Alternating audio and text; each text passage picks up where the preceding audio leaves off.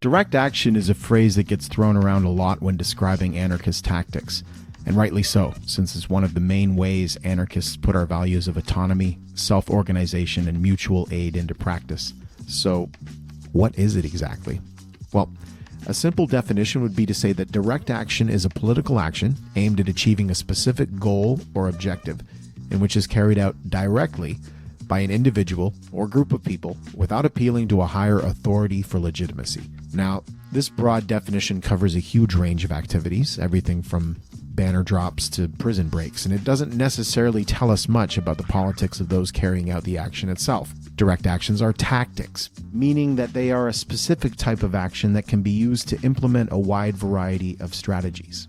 While you don't have to be an anarchist in order to carry out or to participate in a direct action, the concept itself holds a special importance for anarchists and other anti-authoritarian radicals. And that's because well-timed and well-executed direct actions can offer an escape from the endless cycle of representational politics, which assumes its highest form in the state.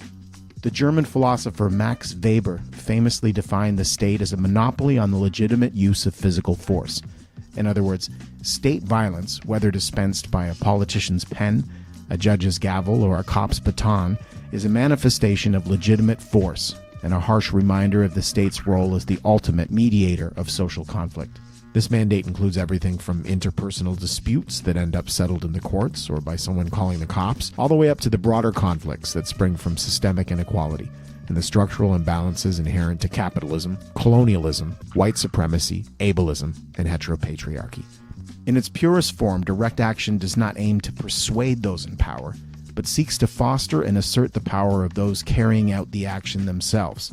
When people carry out a direct action, they are rejecting the state's monopoly on decision-making and asserting their own autonomy while providing an example for others to follow. To take just one example, rather than petitioning a politician to vote against the construction of a pipeline or appealing to state-controlled regulatory bodies, those who favor a direct action approach often find it more effective and empowering to go and block the pipeline themselves, directly. Direct action can also be used to set up networks of mutual aid. 50 years ago, the Black Panthers were faced with the reality of widespread poverty and lack of service provision in their communities.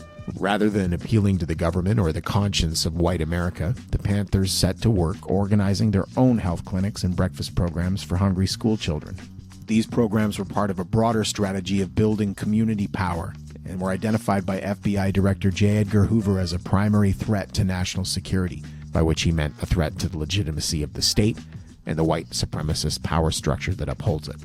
Because they transgress the official channels of politics and often the law itself, direct action campaigns are inevitably met with a whole toolbox of tactics aimed at bringing conflicts back under state control. These can range from state and corporate-funded nonprofits infiltrating and co-opting grassroots movements in order to force a change in tactics or leadership, all the way up to extreme repression such as mass incarceration and targeted assassinations carried out by state and paramilitary forces.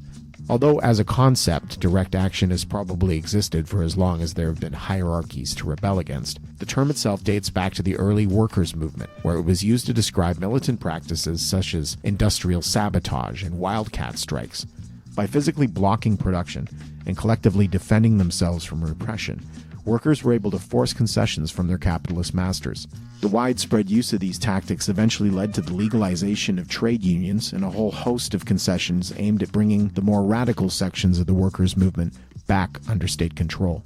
One of the most significant heydays of direct action in modern history took place in 1970s Italy. Faced with a housing crisis provoked by capitalist restructuring of the economy, thousands of migrants from the country's south squatted apartment blocks and physically defended families from eviction.